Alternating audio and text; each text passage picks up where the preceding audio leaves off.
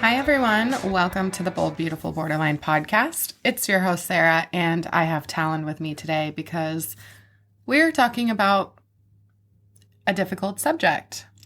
It is Tuesday, November 5th. Talon, what is Tuesday, November 5th? I can't say the word November. No, Tuesday, November 5th is Election Day, apparently. If you're in the States, it is Election Day. I mean, it's Election Day no matter where you're at, but if you're in the States, this impacts you. I hope that everyone has voted. If you have not voted and there's any time left to vote, I would encourage you to do so, particularly as people with profound, persistent mental health issues. I wanted this episode to drop today because we are going to talk about election fear. We're not going to talk about politics. I think everybody probably knows what my politics are by now. Y'all probably know who I voted for. But before we talk about that, I just want to thank Lauren for joining the Patreon. Lauren, I love you. You're amazing. So, Talon. Yeah? What are your thoughts about mental health and the election? I guess they're not as, they don't exist in a vacuum. People with, persistent mental health issues are, obviously, this is, goes without saying, but are drastically impacted by the systems that are in place, particularly our political system. So it would make sense that we would be talking about Election Day and mental health, because I do think they go hand in hand. You can't have, you can't have good, in this country, you can't have good mental health support, good mental health systems without, unfortunately, voting them in. You know what I mean? So. On good medical. Right. Yeah. Good healthcare in general. Yeah, I was just talking to someone today about the feeling of their medical system failing them. But this episode is not about that. This episode is about today is the election, and presumably we might have some results tonight. Mm-hmm. I think it's fair for people who... Well, I think it's fair for anyone to have a lot of fear in this election. I think that this election is unlike any before. Yeah. And, I can't speak to the future. But this election is unlike any before. And so if you're experiencing election fear, I just want you to know that I'm with you. I'm experiencing election fear. And this is an opportunity for us to try to use our skills. I'm not here to give anyone bullshit positivity. That's not where I'm at. But I am saying that we can stay alive through this. Mm-hmm. And so that's what we're going to talk about, is staying alive through this. Okay. So the first thing is trying to not catastrophize. We're laughing because it seems impossible. And it's okay if you're catastrophizing. It's okay if there's facts to support your feelings. And I also know that there's a possibility that regardless of what the outcome is, that we will be okay. There's a high possibility that we will figure out how to make life work, because that is what we've always done. We're resilient. Particularly people with borderline, we are crazy resilient. And regardless of if we're using adaptive or maladaptive coping skills, we have coping skills. So trying to avoid our catastrophizing, trying to notice and name when we are catastrophizing, I think is really important. One of the catastrophes I've been hearing a lot recently is the feeling of violence that could occur after the outcome of the election. Violence regardless of what outcome occurs. I've been hearing this particularly from trans folks, queer folks, and people of color. And, one of the things I've spoken with people about is, I'm not going to invalidate that fear. So how are we going to stay safe? Right. What are your thoughts about not catastrophizing or like trying to navigate catastrophizing with skills? Well, I really only can speak from my own personal experience, and I find that no matter what the situation, when I find myself catastrophizing, if I am able to pull back, I don't know what skill this is, but I'm like, well, that's not happening yet. Like, we're here, we're now, and we can't predict the future, so we have to pull back and just sit here in the present. As uncomfortable as that is, catastrophizing doesn't do anything except for give us heartburn and lead us into a more irrational mindset. And that isn't, like, I'm not saying be overly rational and only be logic, but like this is the time that we should be in wise mind. Acknowledging our feelings, feeling our feelings, but not getting carried away with the what if. Like, that's not, no one can control the future. The only thing we can do is control our behavior and the small subset of things we are able to do at the present moment. So catastrophizing is, I want to say this, but I don't want people to think I mean it this way, but like catastrophizing is fun. Like, in a way, like getting carried away, like what if, and like thinking about the future and like, well, what if this happens? This is what I'll do. And what if this happens? And this is what I'll do. And it's like, well, we can't accurately predict what we're going to do, what is going to happen, and how we will feel in that moment. Yeah. But when we think about it and catastrophize, maybe I sometimes feel like a little bit more in control when I'm catastrophizing, if that makes any sense. Yeah, I think that I was trying to figure out the word fun. I was like, well, okay. But not fun, but like, well, but I found I think it's the brain likes to do it. Yeah, that's And so like the brain has fun catastrophizing because it is catastrophizing is essentially trying to keep us safe. Like, right. If I think of all of the most horrendous outcomes of a situation, whether it's the election or a health concern or a relationship or whatever, then I can prepare myself for it. And to an extent, that can be helpful. But listen, today, you've already been doing that. So let's kind of come back to the present moment. Exactly. And one of the things that you said that's actually on my list, so let's talk about it, is focus on what you can control. So what can I control today? I can control that I have my meds in stock, that I take my meds, that I move my body. Yep. It's like getting back to the basics. Yeah. It seems silly, but sleep today. Have sex today. Eat today. Hold hands today. Like, do the things that are within your control that are kind of comforting to you. Yeah. Journal today. But remind yourself, like, okay, well, whatever the outcome is, good or bad, I'm going to wake up tomorrow and I'm going to go back to my routine and the things that I do. Yeah. Those are the things that are within our control. What else is in our control?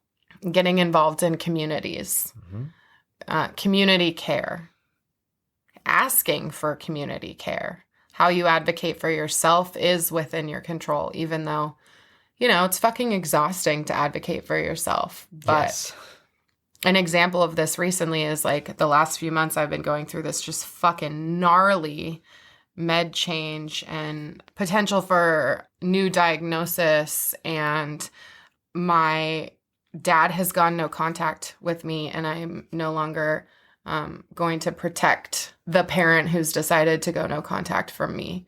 Like, my dad has gone no contact from me. Okay, it's within my control to not then reach out, not try and engage in a way that's going to hurt me. Right. And so that's within our control, is to engage in the relationships that, are helpful for us. What's in your control? Well, I guess, maybe I'm not a great person to ask, because the way I've always dealt with any election that made me nervous, which is, it's all of them. Since Obama was elected his first term, anything after that, I remember exactly where I was. Me too. When Bush, I'm going pre-Obama. Oh, when Clinton lost and Bush won. Yeah, so do I. Right, because Clinton only had one term. Did he? He had two. He had 2 terms. Okay, who was? John Kerry. Kerry. It was Kerry. When Bush won. But I remember exactly where I was when that happened. I remember exactly where I was when Obama won. Yeah. The first time. So, my whole thing has always just been kind of like ostrich mode, like bury your head in the sand, vote if you're able to, but like try not to think about it up until like election day, which is probably maybe privileged. I think it, I do think there is a privilege there. Yeah. Like, your gender marker says male. Yes, exactly. 100% it does. It didn't always, but it does now. Right. But you're white. Right. But even before, all of my stuff was congruent with how I was presenting, but even before everything was changed, that's just kind of always how I've dealt with it, because that's the only way I can. Yeah. Because this isn't the first election where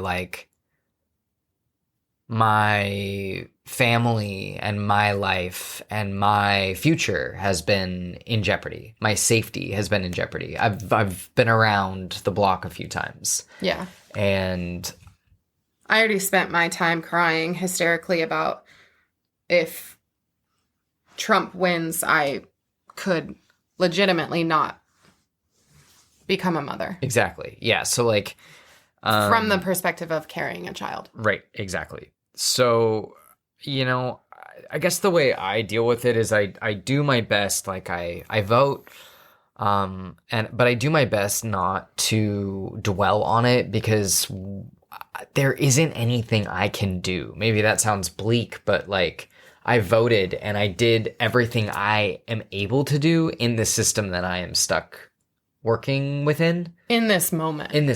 Yeah. Right. What we do after we can do more. But exactly.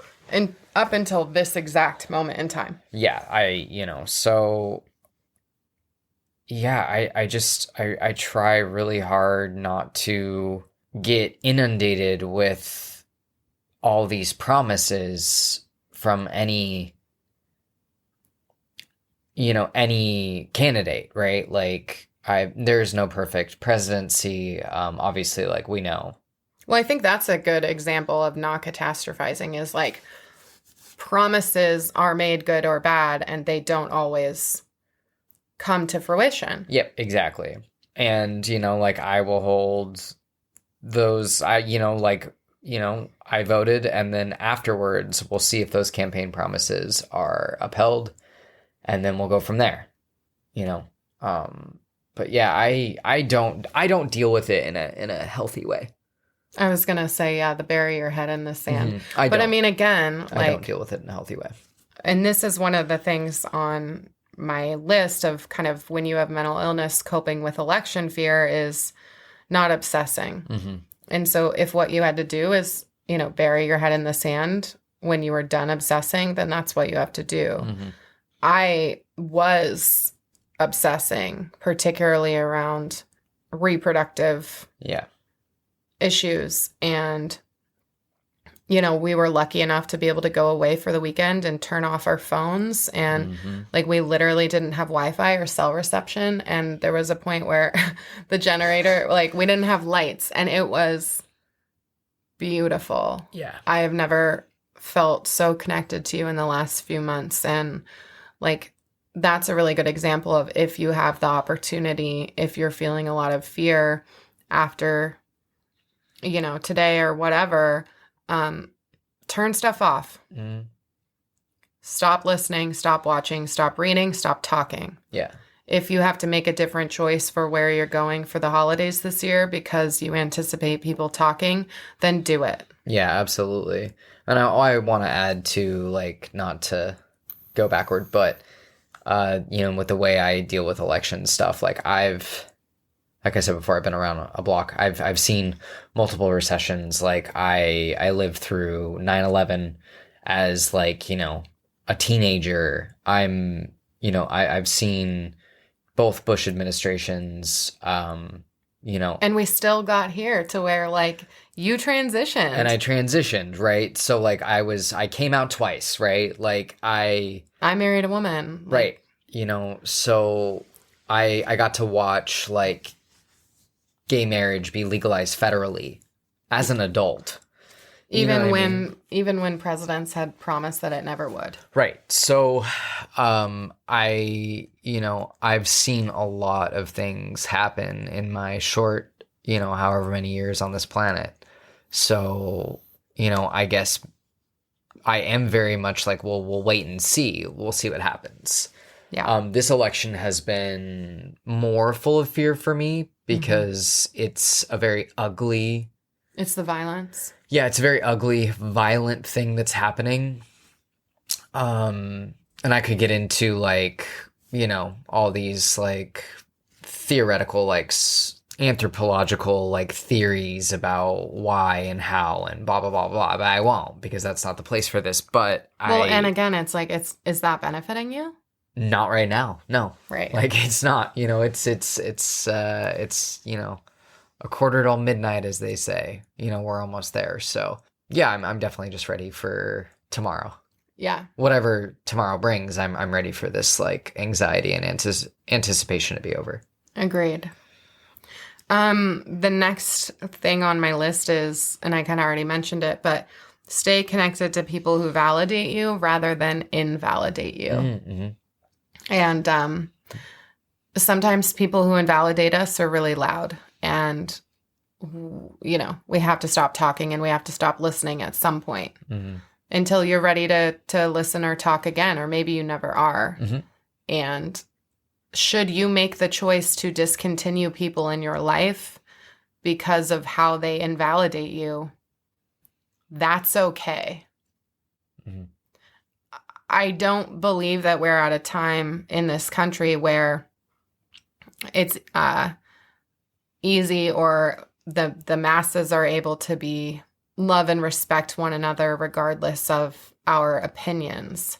But maybe that's because I'm not out in the world enough. And maybe if I go out in the world, I'll see more of that. But if you are not able to be around people who validate you and you need to discontinue those relationships, please do. You are not shitty. You are not bratty. You are not being manipulative. You are taking care of yourself.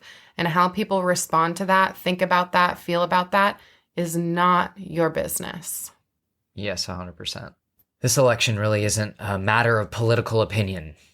Unfortunately, this election has become about basic human rights. And for me, I am not willing or able to be around people who don't believe in basic human rights and that all human beings should have them. So, like, that's where I'm like, oh, nope, we're going to take a step back from that. Sure. Well, and the borderline diagnosis is political. It is very political. Yeah. There are a lot of thoughts and beliefs about BPD, what it means, where it comes from, how to treat it, whatever. You know your diagnosis. You know what you need. You know who you are, regardless of what people want to say, regardless of what your parents want to say, your friends want to say, your coworkers, people you work on whatever with. Like, you know who you are. Mm-hmm. Yeah, absolutely. And I want to stand firm in who I am, and I want our BPD babes to stand firm in who they are. Mm-hmm. Okay, last thing on our list, use your calming skills. Talon, what are your calming skills?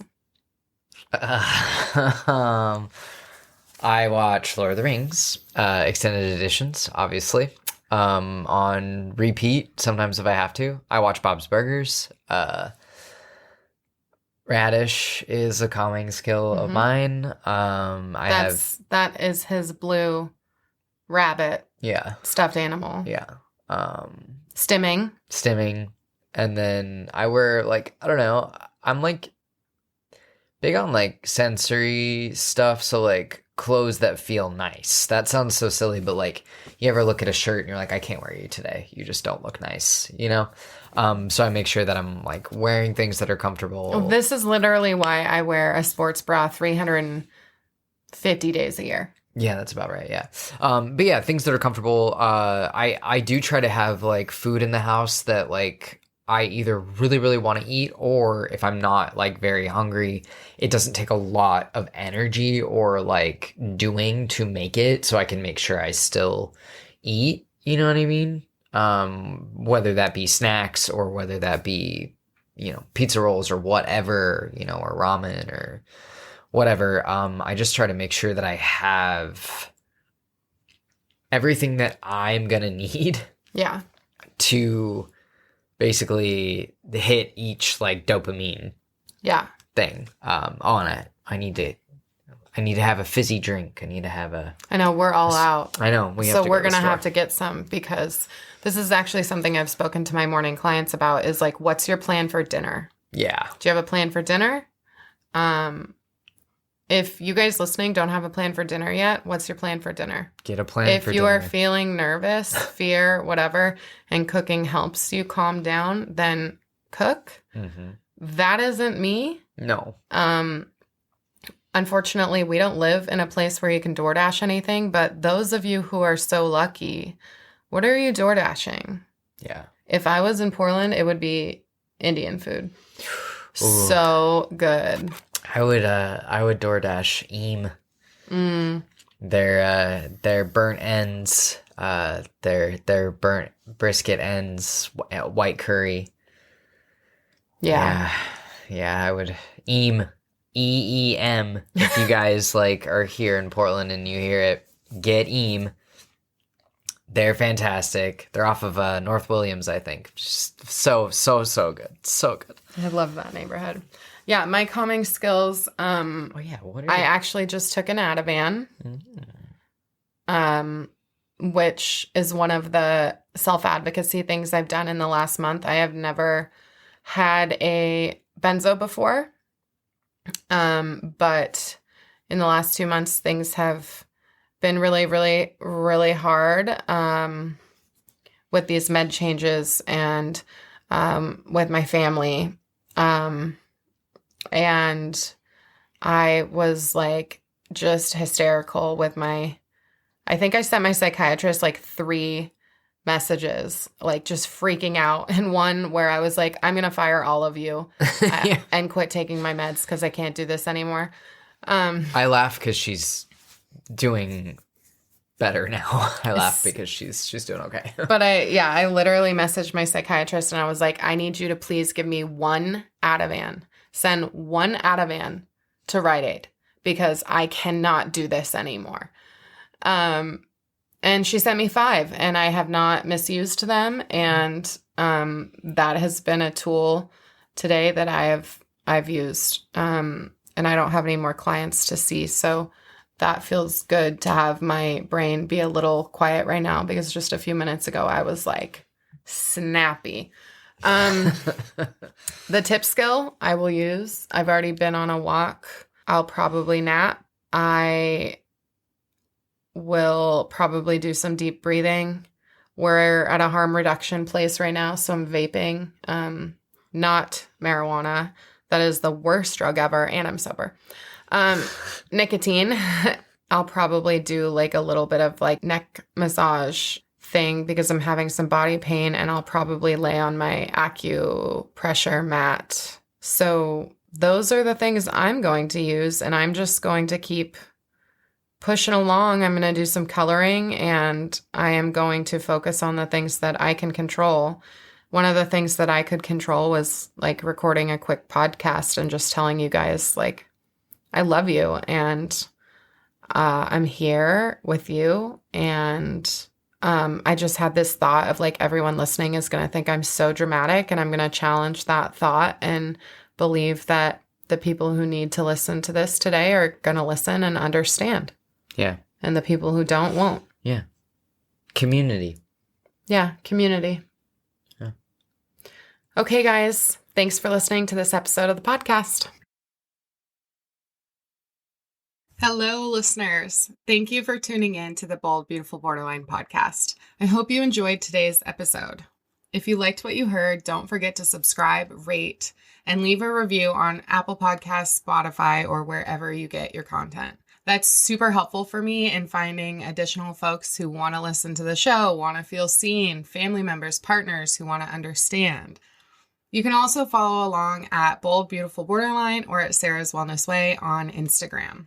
For the blog and a more extensive list of resources, go to boldbeautifulborderline.com. There you can also request to be a guest on the show, or you can do my favorite thing and leave a voicemail to be played at one of our future episodes. All of this information can be seen below in the show notes. If you'd like to support the show and get exclusive perks, consider becoming a Patreon member. Your support helps me with creating content to destigmatize BPD and all the other wild mental health struggles that I discuss on this podcast. As always, thank you so much for guests and listeners alike. I love you. Until next time, keep living and seeking joy. Information in this podcast is not medical advice, but rather experience from individuals living with mental illnesses. If you want to try a treatment that you heard about, please consult your treatment team.